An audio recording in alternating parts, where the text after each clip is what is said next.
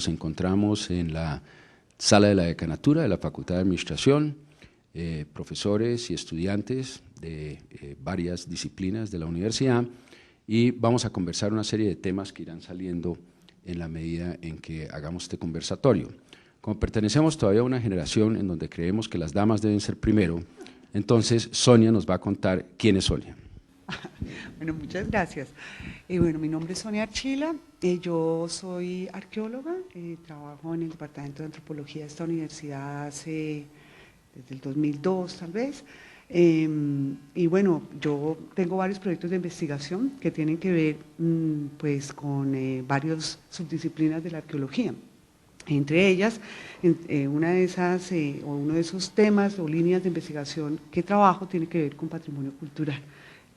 Específicamente el patrimonio cultural que se refiere al patrimonio arqueológico, es decir, a los vestigios materiales de las culturas del pasado, particularmente de Colombia. Y bajo esa línea de trabajo, pues he venido desarrollando en los últimos años algunos proyectos que tienen que ver con el estudio sobre públicos de museos y con unos estudios sobre los sucesos y los acontecimientos que ocurren en los últimos años en una parte importante del patrimonio arqueológico de Colombia, que son los parques arqueológicos de Colombia. Eso concretamente estaba haciendo al respecto. Y eso relacionado con un tema, digamos, a nivel conceptual de la antropología y de la arqueología, que tiene que ver con todas las concepciones alrededor de ese patrimonio que se relacionan con la generación de memoria social y con cómo eso en la actualidad, en el mundo contemporáneo, en la sociedad contemporánea pues ocurre y qué actividades alrededor de ellas hay, cuáles son las consecuencias de las políticas que hay alrededor de eso, cómo las comunidades concretamente asumen eso dentro de su diario pues, devenir. Qué bueno. Es decir, es más allá que simplemente huesitos y pedacitos de cerámica que quedan por ahí en la tierra. Eso también lo hago, pero, bueno, pero qué no bueno, es la línea de qué bueno investigación. eso, qué bueno, bueno. Sí. Muchas gracias, Sonia. Bueno, y como somos los anfitriones, pues entonces sigue Alex, por favor, cuéntanos quién eres tú, por qué estás aquí. Yo ya te había hecho la pregunta en una entrevista anterior, pero podemos resumir eso muy rápidamente. ¿Qué hace un hijo de alemán, ¿no? peruano, aquí en Bogotá, Colombia, a 2000 y pico de metros sobre el nivel del mar? Bueno, la respuesta en una palabra es el amor. Estoy casado con una maravillosa señora colombiana y pues estamos aquí, tenemos 2 hijitos colombianos, muy contentos en Bogotá desde hace ya 6 años. Yo soy americanista de entrenamiento, un doctorado en arqueología posteriormente. Siempre me han interesado los temas transversales a la arqueología y uno de ellos, que se dio gracias a una beca del Consejo Latinoamericano de Ciencias Sociales, fue una investigación sobre tecnologías indígenas, específicamente la recuperación de tecnologías indígenas como una alternativa al desarrollo en el ámbito rural. Lo que hice fue estudiar casos en Bolivia, en Ecuador, en Perú y en Argentina para ver cómo toda la gama de posibilidades, todo lo que se ha hecho y todo lo que ha fallado. ¿Y por qué? Esa es la pregunta última. ¿Por qué la inversión de trabajo no ha dado los resultados esperados? Una de las respuestas, que es el motivo por el cual estoy acá, es justamente el problema de la patrimonialización, de convertir lugares, paisajes en un bien a administrar, ¿sí? En cuestiones que se deben manejar o que pues se da la potestad por parte de las autoridades locales, nacionales o incluso internacionales de nombrarlo como, por ejemplo, patrimonio cultural de la humanidad, patrimonio cultural de la nación, patrimonio local, patrimonio, ¿sí? Esa es la preocupación, básicamente desde un trasfondo del estudio de territorios e identidades, que ese ha sido mi interés a lo largo de más de 10 años de estudio en los Andes centrales. Cómo se constituyen territorios en el presente, como si la idea de territorio es útil para entender las sociedades anteriores a la colonización, por un lado, y por otro lado, pues el tema de las identidades sociales, cómo se constituyen, cómo se anclan en el espacio, cómo se anclan a prácticas, etc. Eso es más. Perfecto, Alex. Bueno, aquí en la facultad hemos tenido un héroe anónimo, que es Jaime, que viene hace varios años trabajando en el tema de gestión cultural. Dentro de todos estos financieros y técnicos y todo ese tipo de cosas, y logística, etcétera, pareciera que el tema de gestión cultural no tuviera demasiada acogida por parte de los estudiantes, o sorpresa, sí la tiene. Y yo creo que eso se le debe a Jaime, y le agradezco mucho que nos haya acompañado en esta conversación, y quiero que también él les cuente un poco a qué se refiere. Bueno, gracias, Gustavo. Bueno, mi nombre es Jaime Ruiz, soy profesor de la Facultad de Administración de tiempo completo hace bastante tiempo. También me gustan los temas transversales. Yo soy ingeniero, pero tuve oportunidad de hacer un doctorado en Matemáticas y Ciencias Sociales hace mucho tiempo en Francia. Después del Banco de la República tuve oportunidad de acercarme mucho al área cultural del banco, y me ha parecido un tema muy interesante, un tema transversal y un tema en el cual el país necesita respuestas concretas y respuestas inteligentes. Lo que uno encuentra, digamos, es que el sector del arte y la cultura se ha venido constituyendo como un sector muy importante dentro de la economía colombiana. Más aún, el país ha ido creando una institucionalidad favorable en ese sentido, pero desafortunadamente, en mi concepto, digamos, está todo listo para hacerlo, pero nadie sabe exactamente cómo hacerlo. Yo creo que el problema complicado es ese, y creo que para eso fundamentalmente hay que desarrollar actividades de investigación sobre nuestros propios fenómenos, sobre nuestras propias experiencias de gestión, que sin duda las hemos hecho, y también ponerlas dentro de un contexto internacional académico. Entonces, lo que, digamos, mi intención y lo que hemos venido desarrollando aquí en la facultad a través de nuestros cursos, de nuestra actividad de investigación, es tratar de conciliar esos intereses y desarrollar, si se pudiera, una especie de centro de investigación en gerencia de la cultura, de administración de la cultura, en la Facultad de Administración, en donde yo en ese sentido he venido construyendo una especie de red con diferentes entidades de la universidad. Trabajo, por ejemplo, en la parte de Derecho de Autor con la Facultad de Derecho, y trabajo en la Facultad de Economía también con la gente de Economía de la Cultura, me he acercado, por supuesto, a la Facultad de Arte, en la parte de Artes Plásticas, he hecho acercamientos también con la Facultad de Antropología, porque creo que es un tema que es muy importante y en el cual creo que esta universidad podría dar respuestas concretas a necesidades muy importantes. En el campo, por ejemplo, del patrimonio cultural y de los parques arqueológicos concretamente, yo lo que veo es que es necesario unas respuestas muy rápidas y muy concretas, porque son cosas que no se pueden quedar quietas o si no se depredan.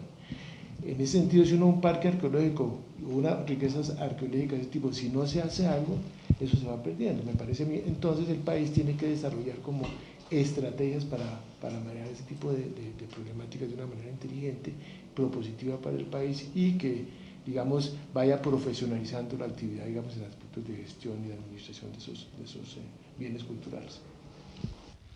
Gracias, Jaime. Como suelen suceder las cosas en la universidad y particularmente en la facultad, siempre he sostenido con los estudiantes nuestros que es diferente estudiar administración en una universidad que estudiarla en una escuela de negocios o solamente una facultad de administración, y que el gran potencial que existe es precisamente la apertura de la mente de un estudiante que seguramente viene a hacer una empresa o está solamente preocupado en una serie de negocios, etcétera, y la gran ventaja que tiene la universidad y muchas de las universidades es esa apertura mental. Entonces, estamos aquí reunidos gracias a un estudiante nuestro, que es Carlos, que un día estaba tomando el curso de Alex y vino con un entusiasmo sobrecogedor y me dijo, mira, esto es muy importante para nosotros, y por eso nos conocimos con Alex. Cuéntanos un poco, Carlos, cómo fue eso. Bueno, pues básicamente en el proceso de tomar CBUs, pues he estado seleccionando como temáticas que me causan interés, y tecnologías indígenas, pues como el tema y un pequeño sílabus que hay me llamó la atención. Obviamente al principio del curso pues hay como hay un panorama de antropología, pues que son herramientas de análisis muy diferentes, o sea, muy diferentes a las que estamos acostumbrados en la Facultad de Administración, con un enfoque al individuo diferente, con un enfoque cualitativo enorme, y que no deja de reconocer lo cuantitativo, pero digamos que lo deja en un plano diferente. Y a mí ya me empezó a causar mucho interés. Por esos mismos días también estábamos en el proceso de desarrollo del curso del MDP, de Maestría en Development Practices, y ahí me empecé a dar cuenta como, oiga, sí es muy importante como tener contacto con formas de análisis, pues, cualitativos, y entender ambos lenguajes. y así, pues básicamente como que empecé a entusiasmarme mucho con la clase, pues primero con un marco teórico desde antropología y después ya con los casos concretos pues de América Latina, sobre todo pues con los altoandinos, que es como el trabajo grande de Alex, y me interesé mucho con el tema de la papa, pues de papas nativas, y he estado como al tanto, y básicamente pues es un tema grande porque nuestros papicultores colombianos son un montón, y digamos que están en unas problemáticas también un poquito difíciles de llevar, y es que se meten a parques naturales y se meten con el páramo y no hay como un punto muy claro de cómo debería ser eso. Y por eso me gustó mucho algunos casos, sobre todo el de Puno, y por eso pues me interesó como poder hacer ese link al trabajo de Alex, y pues que básicamente es un libro que próximamente estaremos conociendo seguramente. Alex, en la última conversación que tuvimos nos estuviste contando que recién llegado del Perú, viste que por primera vez en Cusco fueron rechazados algunos de los turistas por falta de cupo. ¿Por qué no tomamos ese tema y Sonia nos puede aportar, y también Jaime, estoy seguro, por el hecho de que, yo te digo, como europeo, que tú sabes que uno planea sus cosas 3 años, el poder llegar a Cusco y que me digan a las 9 de la mañana, ya no hay cupo, siento mucho, pues yo creo que ese sí es un caos dramático. Yo creo que eso no nos está pasando todavía a nosotros, pero ¿qué podemos aprender en todo esto de gestión cultural y el patrimonio? ¿Qué nos anticipas para preparar profesionales de las distintas disciplinas que podamos hacer algo verdaderamente positivo, interesante e importante para el país? A ver, el tema de Machu Picchu ha sido tratado hasta la saciedad. La enorme importancia que tiene para el Perú básicamente es la gallina de los huevos de oro, así de simple, es la gallina de los huevos de oro, y como tal se la ha presentado, se le ha hecho el centenario del descubrimiento científico. Mentira, no es el centenario del descubrimiento científico, es la primera vez que National Geographic tiene una primera plana con el Perú, ¿sí? Y es un éxito mediático de primer orden, y a nivel como éxito mediático hay que tratarlo, importantísimo como tal. El éxito, las cientos de miles de personas ya están alcanzando pues una capacidad de carga que ha sido muy estudiada, y las respuestas básicamente han sido tratar de diversificar la oferta.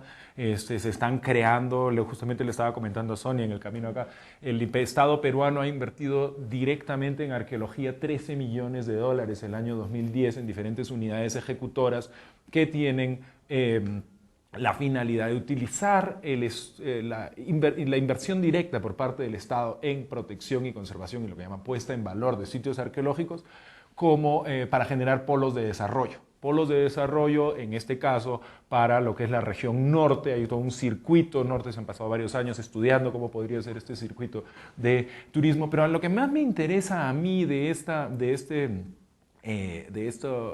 fenómeno es cómo los arqueólogos local, como ejes de intervención local, a partir de la excavación arqueológica, a partir de la participación de la población local en las excavaciones, recogen las inquietudes de la población, que por lo general tienen más que ver con agua, desagüe, escolaridad, luz, ¿sí?, que con arqueología ni con turismo, ¿sí?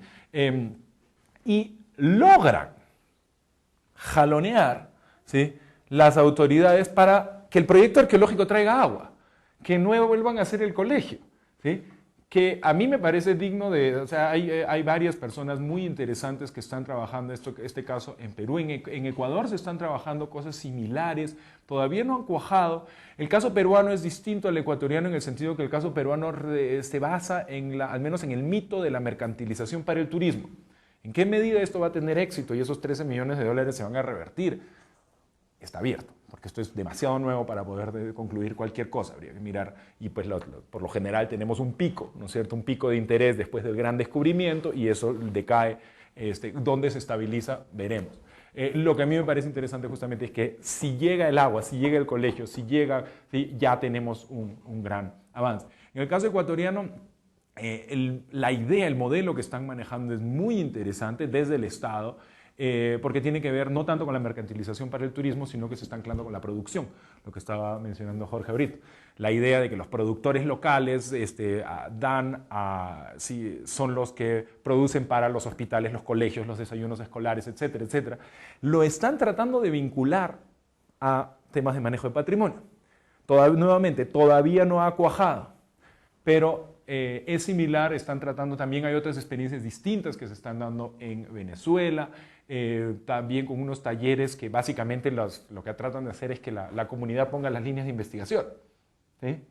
Las líneas de investigación no la traen los arqueólogos, sino las comunidades locales son las que traen las líneas de investigación y dirigen de alguna manera las intervenciones. Todas estas son, es decir, hay varias experiencias interesantes en los países vecinos de las cuales que hay que estar mirando. No sabría si podemos ya aprender de ellas o no, tendríamos que ver en qué medida son exitosas. El caso de Machu Picchu es definitivamente uno que nos muestra qué cosas no hacer, ¿sí?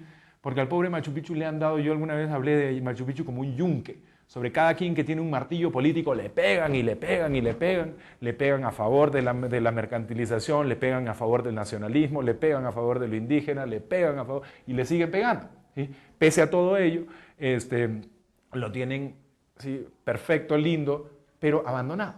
El tema fundamental que hablábamos en clase, bueno, todas estas terrazas, ¿es realmente sensato mantenerlas vacías para tomarles las fotos?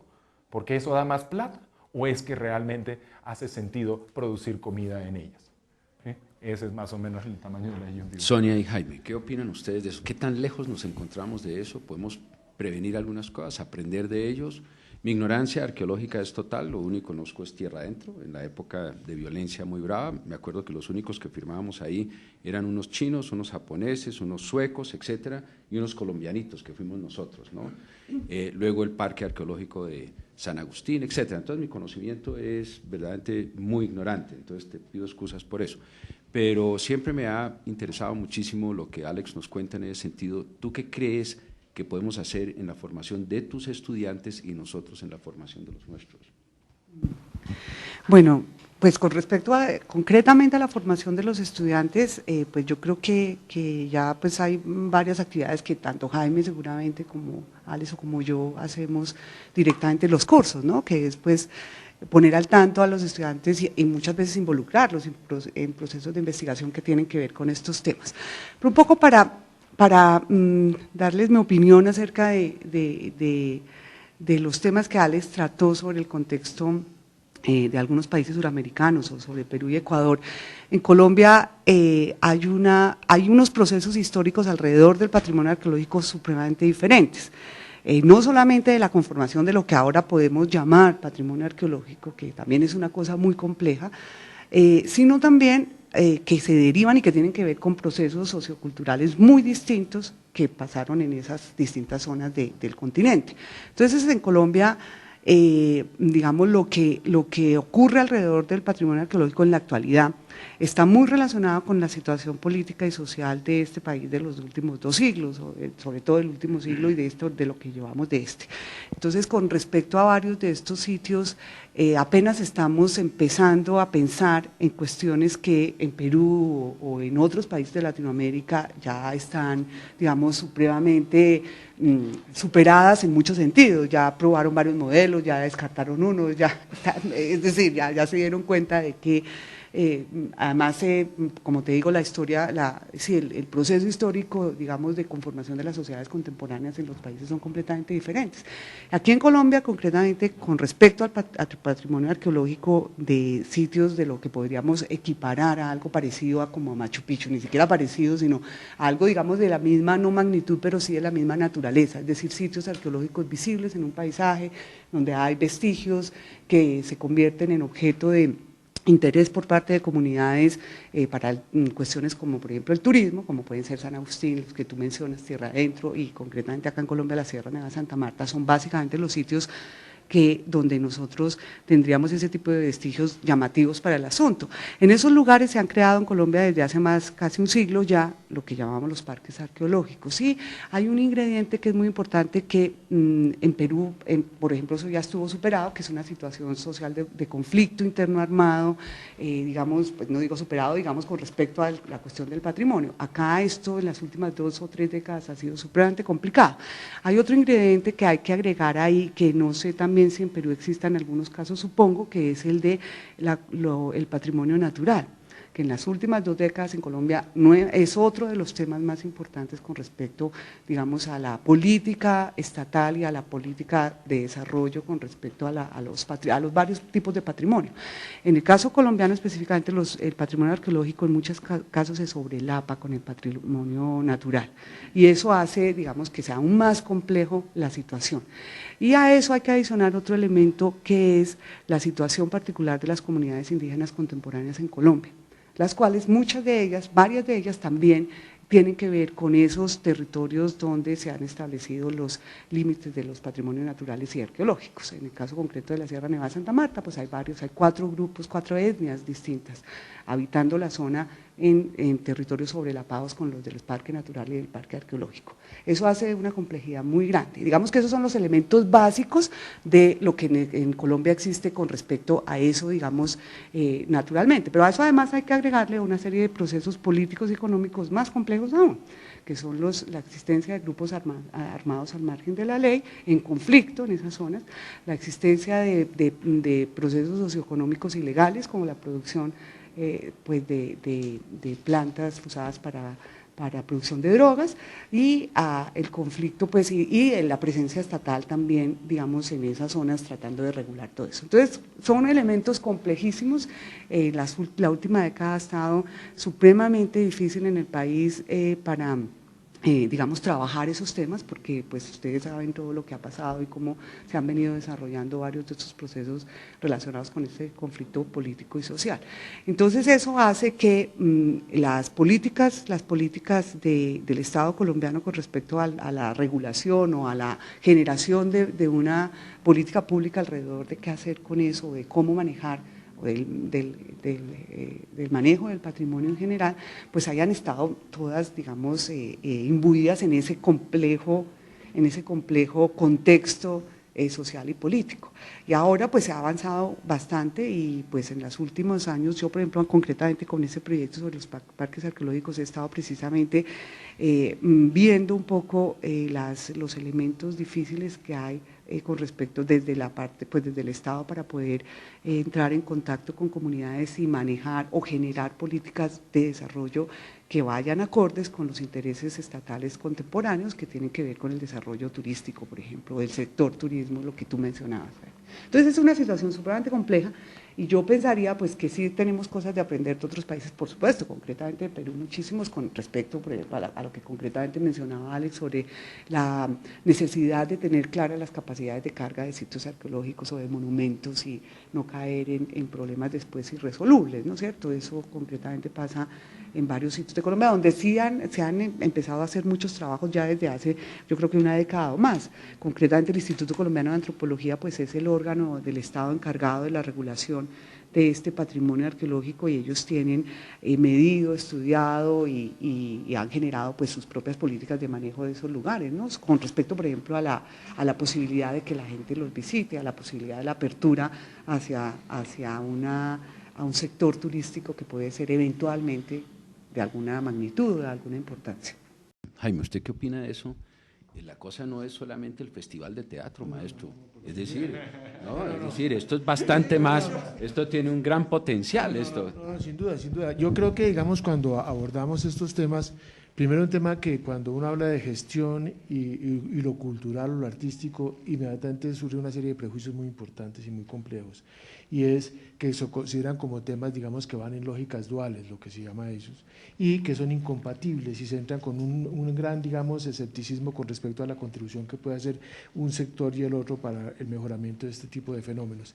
Me parece que ese nivel de prejuicios es una labor que tenemos que que en Colombia todavía está muy presente, en donde si uno entra con elementos de gestión, no solamente con un elemento de carácter económico, a reflexionar sobre eso, genera de por sí en los científicos sociales una serie de puntos confrontativos con esta visión. Yo creo que eso está claramente identificado en la literatura académica cuando uno se mete en profundidad en esto de la administración del arte y la cultura.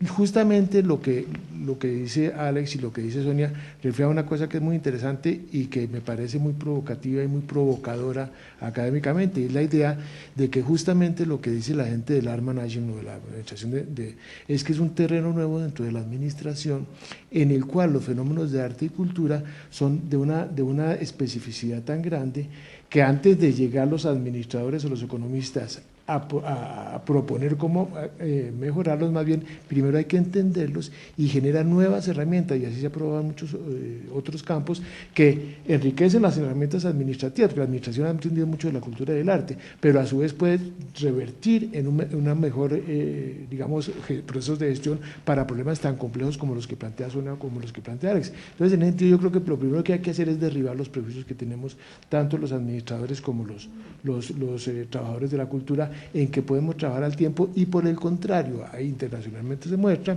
cómo esas sinergias que se generan, digamos, esas aproximaciones que se generan pueden ser muy benéficas para el mantenimiento de esos mismos bienes culturales, para el desarrollo de bienes culturales y también para procesos de creación de valor económico que son importantes para la sociedad y sobre todo para comunidades en las cuales hay una necesidad urgente de desarrollar actividades de carácter económico, de sustentabilidad, etcétera. En ese sentido es muy interesante porque yo creo que la realidad colombiana nos da nuevos paradigmas internacionales. Precisamente yo estaba en un congreso recientemente sobre esto de art management y la perspectiva, digamos, esta perspectiva de utilizar la cultura y el arte como no solamente complemento de gestión de valor puramente económico, sino como un trasfondo social muy importante, puede crear nuevos paradigmas internacionales para el enriquecimiento de la academia en aspectos de gestión de arte y cultura. Por eso yo creo que la idea es, como dice uno, con una mentalidad muy abierta, soportar nosotros. Yo cuando trabajé en el Banco de la República tuvimos muchos problemas, me acuerdo cuando empezamos tengo un ejemplo que siempre lo cito, cuando fuimos a hacer la sistematización de la colección del Museo del Oro, inicialmente casi me cierran las puertas, me sacaron, yo era el enemigo, yo era un tipo horrible, pero después los que primero se beneficiaron de eso fue el museo, el banco y la arqueología en general. Lástima que Alex no hubiera estado en ese tiempo, bueno, sí, te hubiera puesto las cajitas. ¿Tú estabas? Estaba Sonia, estaba Carl Langebeck y María Alicia, que fueron los primeros. Ellos me recibieron muy bien, pero hubo otros, Marta Urdaneta, me acuerdo que me pegaba unos regaños, me decía, usted que viene con ese computador, váyase acá, no sirve para nada, que no sé qué. Y fue muy interesante, muy anecdótico, y siempre lo cuento yo como un caso muy positivo en ese sentido. Entonces yo creo que claro, por supuesto, con entendiendo, uno, digamos, un administrador miope y torpe, pues por supuesto lo que va a conocer es un enorme daño, pero por eso en los cursos que intentamos acá es sensibilizar a nuestros estudiantes de ingeniería, de administración, a estos temas, y cuando ellos se sensibilizan, lo encuentran tremendamente importante, un campo de acción muy inédito y de mucho beneficio para el país y para ellos mismos y para la actividad cultural en general. Quiero respetar el tiempo, pero vamos a dar una última vueltica de un tema que me parece muy importante en este sentido. Ayer le pedí a Carlos para la página nuestra que mirara algo que a nosotros nos llegan cosas de Harvard, de Aspen Institute y todo ese tipo de cosas, y llegó ayer una cosa muy interesante, bioturismo, que tiene que ver mucho con lo que tú acabas de mencionar, ¿no? Y lo que es turismo, pues arqueológico, etcétera. Yo me acuerdo que en la primera entrevista que tuvimos con Alex, le dije, oye, ¿es posible que algún estudiante nuestro de la facultad se meta allá a tus excursiones arqueológicas 2 semanas o 3 semanas? ¿Sería escandaloso para ti algo como eso? ¿Qué tipo de preparación anterior necesitaría el estudiante para poderlo hacer? Porque yo creo que entre ellos, a mí, mi experiencia docente es que los problemas que tenemos los académicos de disciplina los resuelven los estudiantes muy rápidamente. El hecho de tener un estudiante de administración trabajando con uno de arqueología o con un ingeniero de sistemas o lo que sea, eso resuelve las cosas sin problema ninguno. ¿Cuáles serían esos requisitos, pensando en la gente joven nuestra de pregrado y posgrado, etcétera, para que esta interdisciplinaridad se fluyera un poco mejor? Un poco es eso. No sé si es decir, junto de lo que nos acaba de contar de los prejuicios, ¿qué tenemos que romper? Yo sé el tipo de prejuicio que tenemos que romper con nuestros estudiantes. Nosotros somos de las facultades, y lo digo, es decir, muy, muy modestamente, en donde la perspectiva histórica es muy importante. Aquí tenemos una solidez fundamental en todo lo que es historia empresarial. Pero naturalmente historia empresarial pues es de los últimos 60 o 200 años, pues porque no está más documentada, no encontramos los libros de contabilidad, etcétera, ¿no? Aquí estamos hablando de cosas pues centenarias, milenarias, ¿cómo les damos esa perspectiva para que ellos puedan verla? Un poco es eso.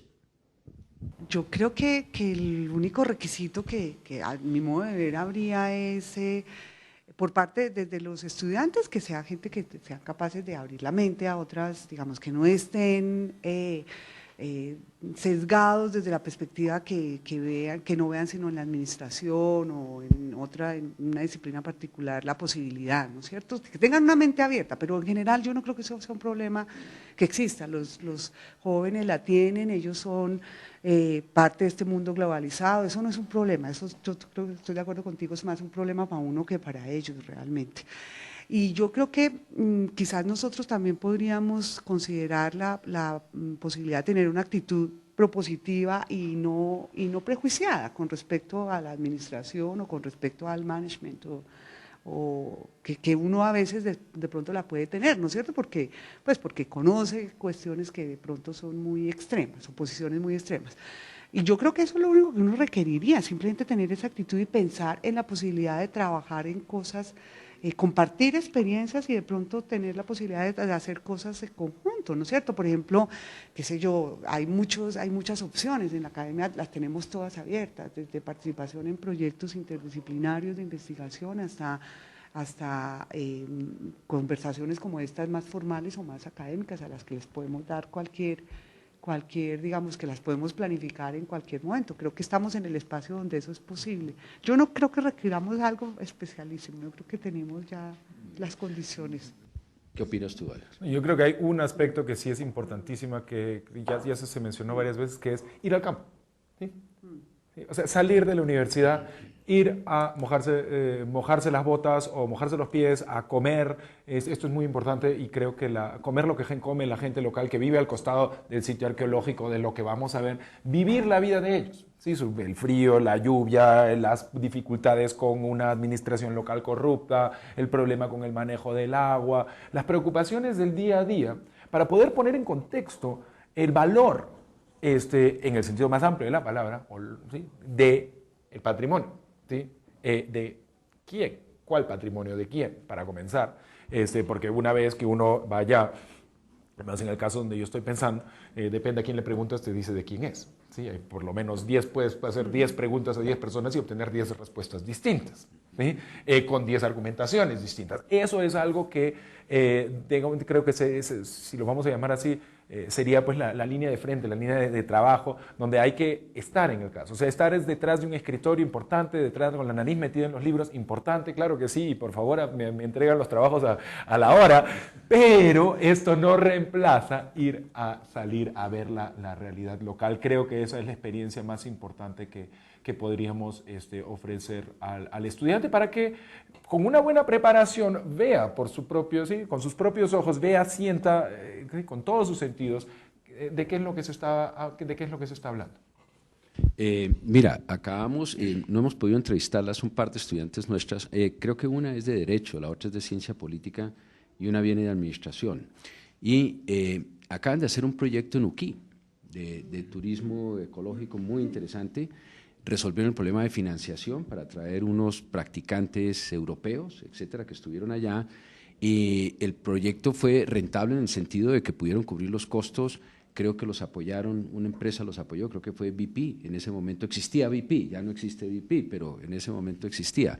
Y me quedé gratamente sorprendido de ver la capacidad, digamos, de relación que tenían estas personas para conseguir los recursos, para atraer la gente internacional, etcétera. Pero eso yo creo que fue sin mucha preparación de ellos, es decir, les llamó la atención aquí porque aparecía el portal, etcétera. ¿Cuánto no nos beneficiaríamos si podemos tener una mejor preparación para que esta gente haga campo? ¿Usted cómo la ve, Jaime, en ese sentido? Estoy totalmente de acuerdo con lo que dicen. Una cosa que los sensibiliza mucho, y yo lo veo más de mis estudiantes de administración, de economía, de ingeniería, es justamente el trabajo de campo. Eso, cuando ellos empiezan a abordar unos temas nuevos, a abordar una cosa que nunca han pensado como un ingeniero, a entender una exposición de arte, cosas de ese tipo y más, por ejemplo, a cuestiones de patrimonio arqueológico, se vuelve un desafío muy interesante y yo creo que en eso estoy de acuerdo. Otra cosa que yo hago como estrategia en mi curso es que formo los grupos de trabajo a través de problemas concretos, pues los hago interdisciplinarios, entonces obligo a que en el mismo grupo esté un ingeniero, un artista, un diseñador y un abogado. Y me regañan los cuatro, porque entonces el artista me dice, mire, esos economistas no entienden sino de números, son muy brutos. Y llega el economista y me dice, no, ese antropólogo es de una sensibilidad que le digo algo y se pone bravo, ¿sí? No entiende nada. Entonces se vuelve muy interesante y en la dinámica del semestre van entendiendo las lógicas de pensamiento y se logra una cierta interdisciplinariedad muy importante y en la observación del fenómeno concreto yo creo que es de una gran riqueza para hacerlo. Creo que es una estrategia sencilla y en ese sentido estamos trabajando y yo creo que puede ser muy importante. Bueno, no hay que terminar todas las cosas y con conclusiones. Yo creo que simplemente hemos abierto el diálogo, quiero respetar profundamente el tiempo de ustedes en ese sentido. Nos despedimos y espero que ustedes nos acepten otra invitación en el near future, como dicen los gringos. ¿Ok? Muchas gracias.